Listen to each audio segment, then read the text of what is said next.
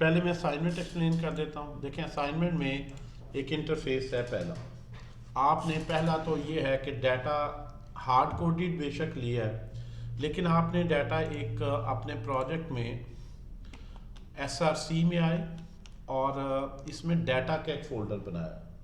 जो भी डाटा है वो यहाँ पे आपने उसकी फाइल में अलग अलग रख दिया। questions.js के नाम से मैंने एक फाइल बनाई, अली चौहान, एक फाइल बनाई, राइट। ये आपसे प्रोजेक्ट का स्ट्रक्चर या शेयर कर देंगे। हर क्वेश्चन को मॉडल कैसे करना है आपने, हर क्वेश्चन के बारे में उसके ऊपर स्टेटमेंट है, कुछ भी हो सकती है, नीचे इमेज है, और उसके बाद इसमें क्या है, ऑप्शंस। और फिर आपने ये नोट करना है इन ऑप्शंस में से करेक्ट ऑप्शन कौन सी। तो आपको अगर ऐसा कोई इंटरफेस देता है क्लाइंट, तो उसने नहीं बताना कि आप एक ऑब्जेक्ट में क्या क्या सेव करो। इस यूआई को, डिज़ाइन को देखकर आप लोगों में खुद ये सेंस आनी चाहिए कि इसमें क्या क्या चीज़ें। तो इसी हवाले से हर एक को आईडी देना है, हर एक में स्टेटमेंट आ गई, इमेज आ गया, पिक्चर आ गई, स्टेटमेंट, और जो ऑप्शंस हैं वो लिखनी, और इसमें से जो करेक्ट ऑप्शन है वो लिखनी। करेक्ट ऑप्शन को नोट करने के डिफरेंट स्टाइल्स हो सकते थे, लाइक इंडेक्स भी आप नोट कर सकते थे कि ये पोजीशन वाली करेक्ट है, but as it is option लिख दी गई, the different ways. So you have ID for each image. अब इसको पढ़ना है आपने, और पहली दफा जो भी पहला, ये इसमें टोटल कितने हैं जी इस वक्त, 5।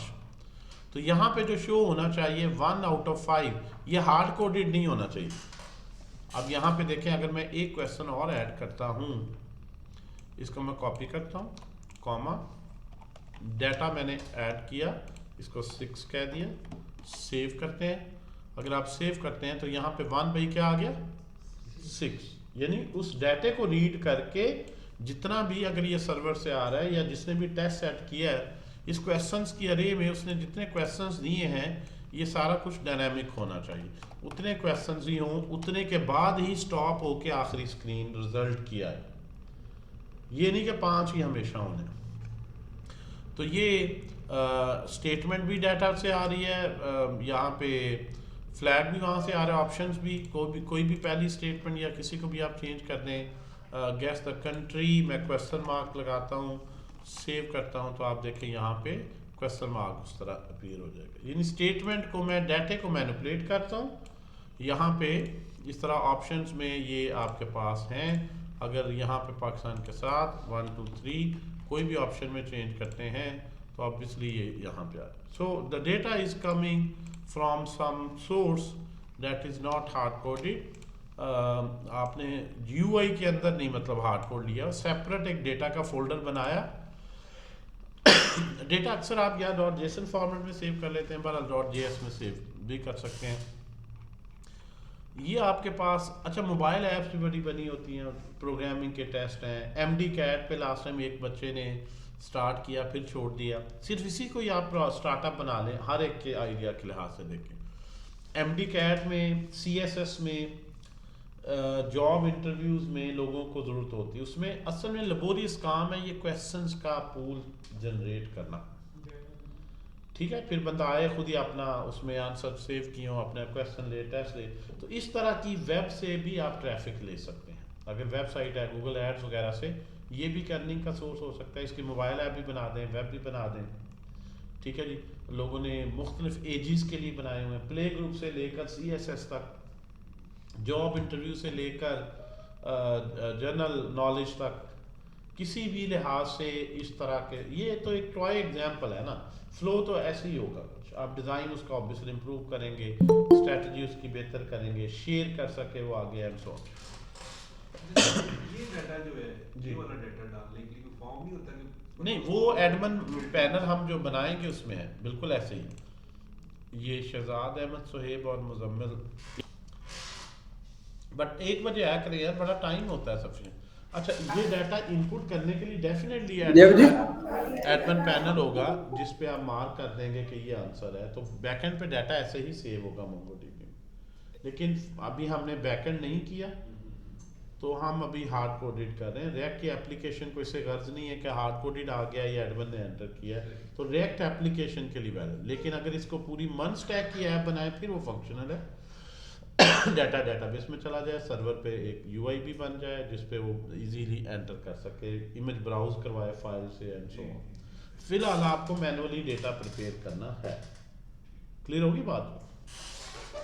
तो ये मिनिमम हमने कोशिश की मिनिमम एग्जांपल बनाने की, आगे फीचर्स ऐड करते जाएंगे।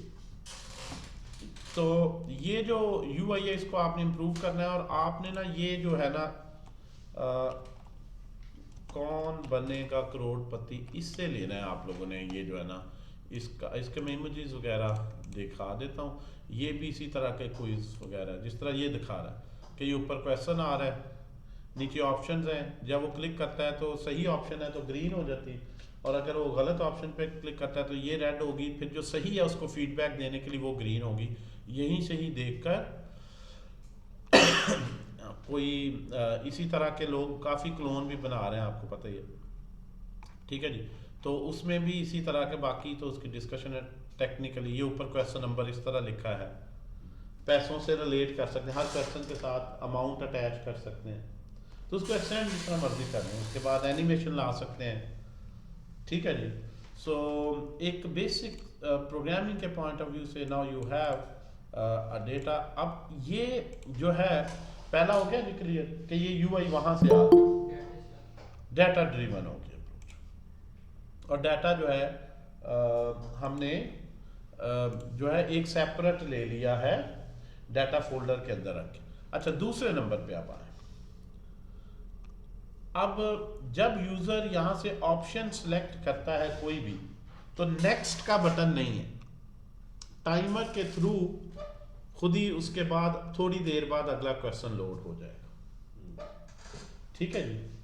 और यहाँ पे प्रोग्रेस बार और स्पिनर लोडर वगैरह मैंने इसको यूआई में अब कहा काम करो, चलो प्रोग्रामिंग में आपने कहा। तो लाइक अगर ये फ्लैग इंडिया का है सपोज, ठीक है जी, मैं इंडिया पे क्लिक करता हूँ तो ये ग्रीन हो गया और ये करेक्ट आया, और थोड़ी देर बाद नेक्स्ट क्वेश्चन लोड हो गया। नेक्स्ट का बटन आपने नहीं देना, यानी बंदा क्लिक करता है, जैसे मोबाइल ऐप पे बड़ा कन्वीनियंट खेल है, क्लिक करता जा रहा है, नेक्स्ट नेक्स्ट होते जा रहा है, खुद ही लोड होता जा रहा है।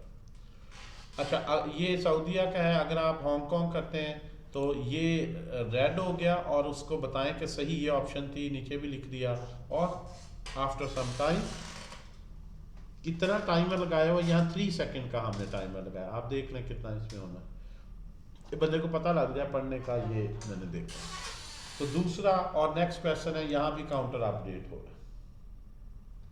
इसी तरह जिस तरह से इसमें भी ऐसे ही होता है, आप करता है वो टच स्क्रीन पे कर रहा है, क्लिक करता है, फीडबैक आती है, फिर ऑब्वियसली जो है वो बटन भी दिया जा सकता है नेक्स्ट का, बहरहाल नेक्स्ट क्वेश्चन फिर लोड हो जाता है। सो इसके बाद करेक्ट इनकरेक्ट को अगर आप करते हैं तो लास्ट की जो स्क्रीन होगी अब इसमें सेटिंग्स नहीं डाली कि यूज़र खुद टाइमर सेट कर सके, डिफ़िकल्टी सेलेक्ट कर सके, हिंट सेलेक्ट कर सकते हैं। वो प्रोफेशनल ऐप में कॉम्प्लेक्सिटी बनाया, क्योंकि हमारा मकसद जो है वो कोई ये वेबसाइट लॉन्च करना नहीं, लर्निंग के लिए एक प्रोग्रामिंग का सारा एलिमेंट हो जाए, फीचर्स जैसे मर्जी आप एक्सटेंड करते हैं। अब ये आ गया एंड में स्कोर बोर्ड, ये करेक्टली कैलकुलेट हो कि पीछे जितने भी थे आपने ये यहाँ से ही मैच करना है कि ये आंसर है और ये ऑप्शंस हैं। अगर उसने ये ऑप्शन वो ही ली है जो यहाँ आंसर है तो वो बता देगा हाउ मेनी टाइम्स, ये काउंटर आ जाएगा। सो यहाँ पे काउंटर पे हमने काम किया है काफ़ी, एंड में एनालिसिस आ ऑब्वियसली कंप्लीट रिजल्ट भी यहाँ प्रिंट हो सकता है हर एक के साथ दोबारा, लेकिन अभी आपने इतने करना। अब जब ट्राई लास्ट पे ये हमारे पास स्क्रीन आ गई, जब मैं ट्राई अगेन पे क्लिक करूँ तो फिर पहला क्वेश्चन दोबारा से लोड हो जाए, काउंटर दोबारा रीसेट हो जाए, कितने हैं, पहली दफ़ा में भी मेरे 4 सही थे क्वेश्चन, दूसरी दफ़ा 5 हो, all the counters should reset results as well as counters. तो इस तरह से अगर हम चलते जाएं तो ये जो सेकंड टाइम है इसमें कंडीशनल स्टाइलिंग है, जो नॉर्मल है वो प्राइमरी कलर में है बूटस्ट्रैप के, जो करेक्ट है वो ग्रीन में है, जो इनकरेक्ट है वो रेड में है। हर एक बॉक्स के 3 पॉसिबल कलर्स बनते हैं। जब तक उसने कोई क्लिक नहीं करना, आपने उसको दिखाना नहीं कि आंसर क्या है, गलत क्या है, सही क्या है। प्राइमरी कलर में न्यूट्रल, जो ही वो क्लिक करता है तो उसके बाद अगर उसने करेक्ट पे क्लिक किया है तो वो ही ग्रीन होगा, अगर नहीं किया तो उसको रेड, और फिर कौन सा सही था वो उसे आपने दिखाना है। बिल्कुल यहीं से ही आइडिया लिया गया। इसमें ये वो ग्रीन हो जाता है और यहाँ पे रेड हो जाता है कि नहीं ये था, आपने ये कहा। ये है जी आपके पास। अब इसमें बात करते हैं कंपोनेंट्स की। Will you right everything in one, how you will update state with every click, how you will ensure कि उसका जो आंसर है उसको मैच करने के लिए लॉजिक कैसे लिखेंगे, और कंडीशनल स्टाइलिंग कैसे करेंगे, किस बटन का बैकग्राउंड ब्लू हो, रेड हो या क्या हो, डिपेंडिंग अपॉन। और टाइमर से कैसे आप इसको कंट्रोल करेंगे कि टाइमर से जो ही मैं करूं तो मेरे पास जो है वो आफ्टर सम टाइम वो डिले जो आपने रखा है उससे नेक्स्ट लोड हो जाए। तो जो नेक्स्ट असाइनमेंट है वो इससे भी ज़्यादा चैलेंजिंग है। वो फॉर्म्स पे है, वो पूरा एक पॉइंट ऑफ सेल सिस्टम है। किसी भी ग्रॉसरी स्टोर पे जो जाते हैं आप देख रहे होते हैं, ठीक है जी। सो वो नेक्स्ट वीक में फॉर्म्स का टॉपिक पढ़ेंगे तो उसमें सारे करेक्ट हो जाए, फिर ट्राई अगेन वाला बटन लगाना है। हाँ, बिल्कुल बिल्कुल इसी की ही क्लोन बनाना है ना, इसलिए तो इसको कर रहे हैं जी। इसी लास्ट पे जाके आपने रिजल्ट भी सबमिट करवाना है, शो करना है, और अगर यूज़र दोबारा खेलना चाहे तो फिर दोबारा से रीस्टार्ट हो जाए, गेम लाइक एनवायरनमेंट बनाने के लिए। लास्ट पे ये बटन हो और जब मैं क्लिक करूं तो ये अब इसके मुताबिक स्कोर है दोबारा, ताकि आपको पता चले स्टेट को रीसेट कैसे करते हैं। लेकिन इसके पीछे कुछ सिखाना है ना आपको मकसद। अभी तो जो है वो मकसद इसका क्या है कि जो है वो आपको जो है फ्लो अगर आपने एक बनाया है फिर उसको रीसेट करना हो फ्लो को, वो कैसे करेंगे, तो ये सारा सिखाना। इसलिए सोच समझ के इसमें ऑप्शन रखी गई हैं। कुछ ऑप्शन छोड़ दी गई हैं कि अगर आप ये कर लेंगे तो वो भी कर लेंगे, कि हिस्ट्री शो करने का उसके अंदर ही करेक्ट इनकरेक्ट इंजेक्ट करते हैं, जिसको जो ये कर लेगा वो इसका नेक्स्ट प्रोफेशनल लेवल पे भी इसको ले जाए। तो आइडियली यही है कि आप में से अगर कोई बंदा HTML CSS का अच्छा है, इसका खूबसूरत सा HTML CSS बना सकता है। और बड़ी गेम्स हैं, लेकिन ये जो प्रोग्रामिंग का इंजन है ना, ये फ्लो प्रोग्रामिंग का बनाना चैलेंजिंग है। आगे फिर HTML CSS में आपकी अपनी क्रिएटिविटी है। कोई ये साइड ले लें, बच्चों की बड़ी गेम्स वगैरह होती हैं उस तरह का ले लें। अगर आप इस तरह की कोई वेबसाइट बनाना चाहते हैं तो that will be great. Okay, अब आते हैं इसको किस तरह से हमने बनाना है। मैं आपको फ्लो बता रहा हूँ।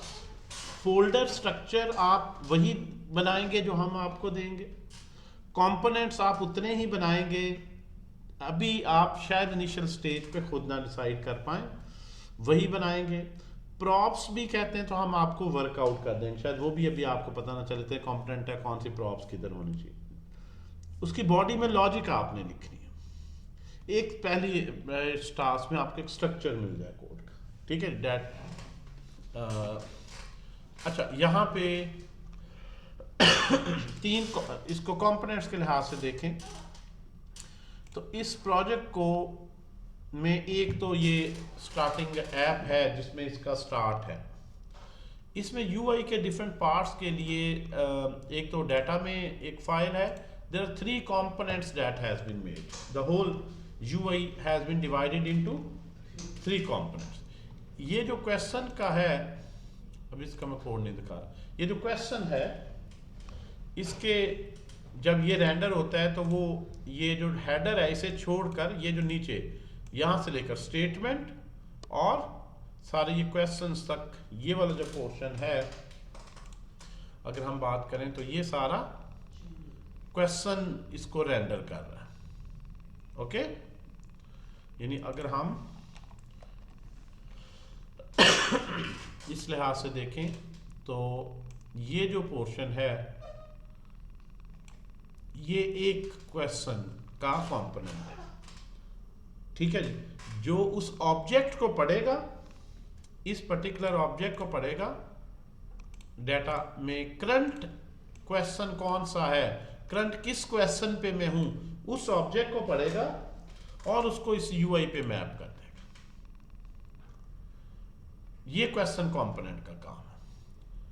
अब लास्ट पे जब क्वेश्चन पे आप क्लिक करते हैं तो ये जो नीचे फीडबैक आती है जिस पे लिखा है करेक्ट या इनकरेक्ट, अलर्ट आए, इसके अंदर अभी स्पिनर और चीजें डाल सकते हैं, वो जो है वो इस फीडबैक कंपोनेंट का काम है। ये जो फीडबैक कंपोनेंट है वो नीचे फीडबैक का आप डिजाइन अगर चेंज करना चाहें, आप यानी एनिमेशन हो, बबल्स आए, तो आप सिर्फ फीडबैक को इंप्रूव कर लें।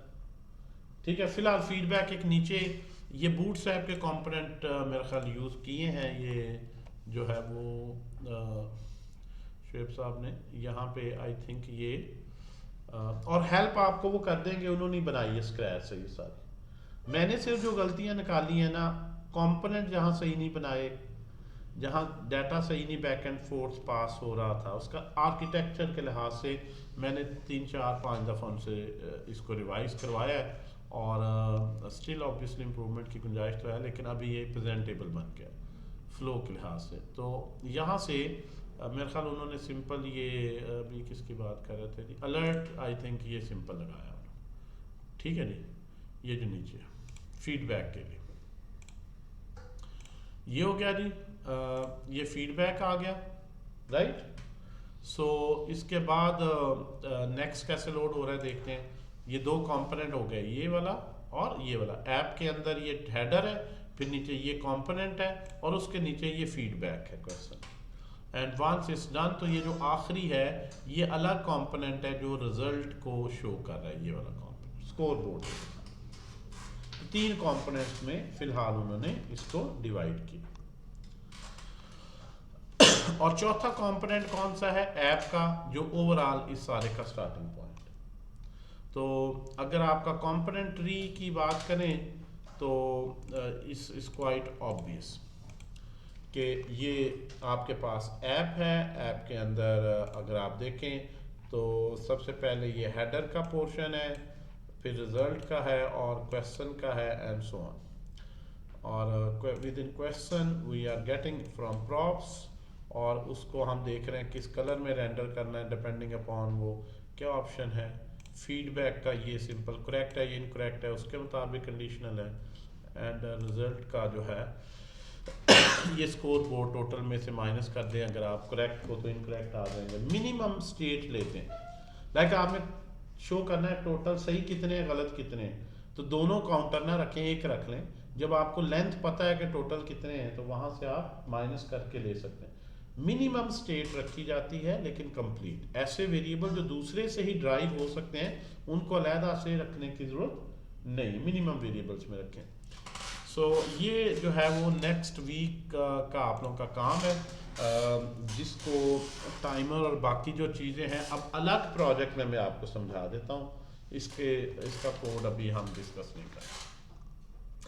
ऑब्वियसली ये जो है वो बाद में सॉल्यूशन भी आपको मिल जाएगा, एक्सप्लेन भी हो जाएगा, सारा शेयर भी हो जाएगा। ये जो है